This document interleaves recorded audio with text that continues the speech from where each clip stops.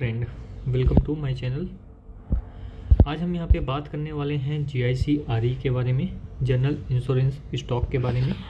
ये जो general insurance का स्टॉक है ऑलरेडी हमने डिस्कस किया था। अगर आप देखें चाहें हमारे चैनल पे जाके तो 4 वीक पहले यानी 1 मंथ पहले हमने डिस्कस किया था दिसंबर का यहाँ पे जो टारगेट के लिए वो क्या आ सकते हैं, पॉसिबिलिटी क्या थी। जरूरी नहीं कि हमेशा टारगेट 1 मंथ में ही आए, आगे लंबा टाइम भी ले सकते हैं।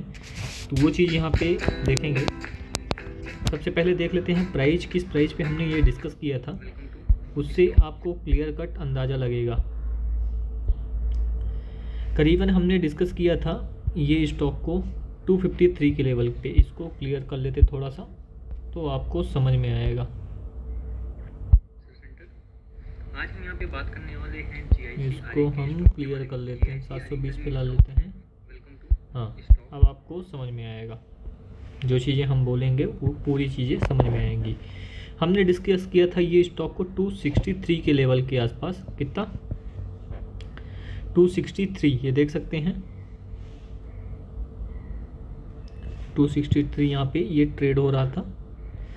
और उसके बाद हमने बोला था कि ये एक कप विथ हैंडल का पैटर्न बनाया है। ये क्या है यहाँ पे? Cup with handle. और उसका ब्रेकआउट भी, रिट्रेसमेंट भी हुआ और अपसाइड भी चलने लगा था उस टाइम पे।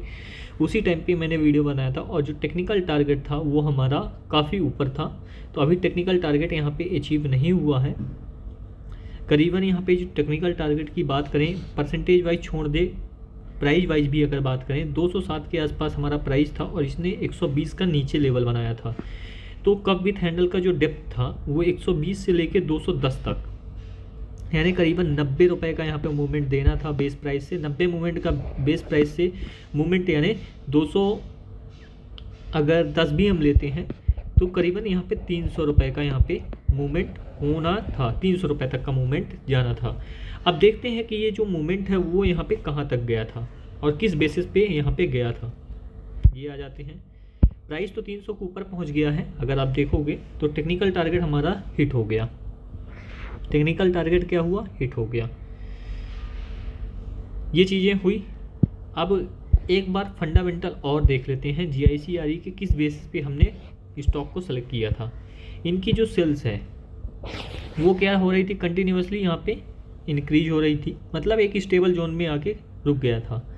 और इनको जो कोविड के टाइम पे जो नुकसान हो रहा था, वो जो प्रॉफिट होना चाहिए था वो नहीं हो रहा था उसकी वजह से, कोविड की वजह से। अब यहाँ पे कोविड का यहाँ पे जो लहर है वो ख़त्म हो गया है और लोग इंश्योरेंस, बाइक का इंश्योरेंस कराने लगे हैं, जो थर्ड पार्टी इंश्योरेंस है वो सारी चीज़ें यहाँ पे कराने लगे हैं। तो जिसके कारण इंश्योरेंस का ये जो बिज़नेस है वो यहाँ पे अच्छा बढ़ा।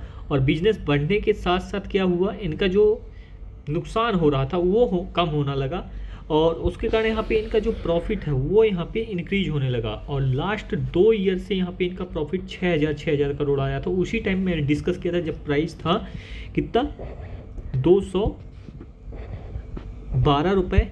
उसके बाद 262 में भी डिस्कस किया और अभी भी डिस्कस कर रहा हूँ किस प्राइस पे, 312 के प्राइस पे।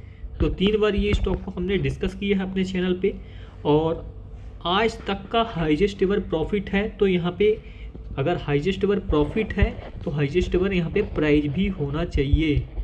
तो क्या हाईएस्ट एवर प्राइस है वो भी देखेंगे। पहले देख लेते हैं इनका जो बैलेंस शीट है वो यहाँ पे क्या है। बैलेंस शीट में यहाँ पे इनका जो रिजर्व है वो अगर आप देखोगे कंटिन्यूसली इंक्रीज है। तो बैलेंस शीट में अच्छी स्ट्रेंथ है, कोई यहाँ पे दिक्कत नहीं है। अगर शेयर होल्डिंग पैटर्न की बात करें तो मैक्सिमम जो होल्डिंग है किसके पास है, प्रमोटर के पास है।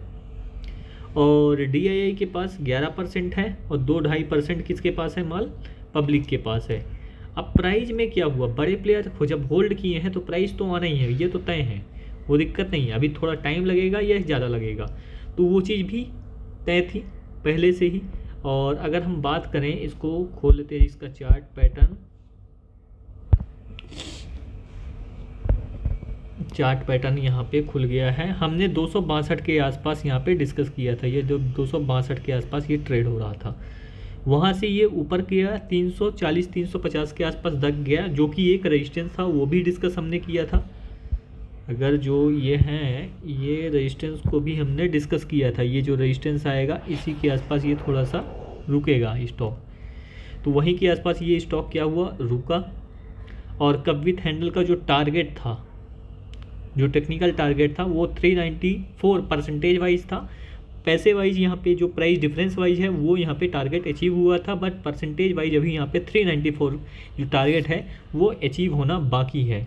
और ये जब प्रॉफिट लाइफ टाइम होगा तो यहाँ पे प्राइस भी क्या होना चाहिए, लाइफ टाइम हाई।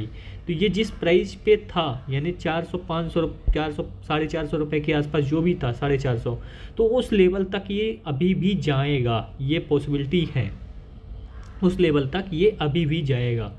ऐसा नहीं कि ये जाएगा नहीं, नीचे ज़रूर आया था, अच्छा खासा नीचे आया था कोविड के टाइम पे, तो ये 80 रुपये के आसपास मिल रहा था, तो बहुत अपॉर्चुनिटी थी। उसके बाद इस फिर से ये ऊपर जाने के बाद ये नीचे आया और 105 के आसपास, फिर से ऊपर जाने के बाद 120 के आसपास अपॉर्चुनिटी दिया, फिर से ऊपर जाने के बाद ये अपॉर्चुनिटी दे सकता है कि नहीं दे सकता ये पता नहीं, बट हमको पॉसिबिलिटी अपॉर्चुनिटी की यहाँ पे कम नज़र आ रही है कि नीचे आएगा।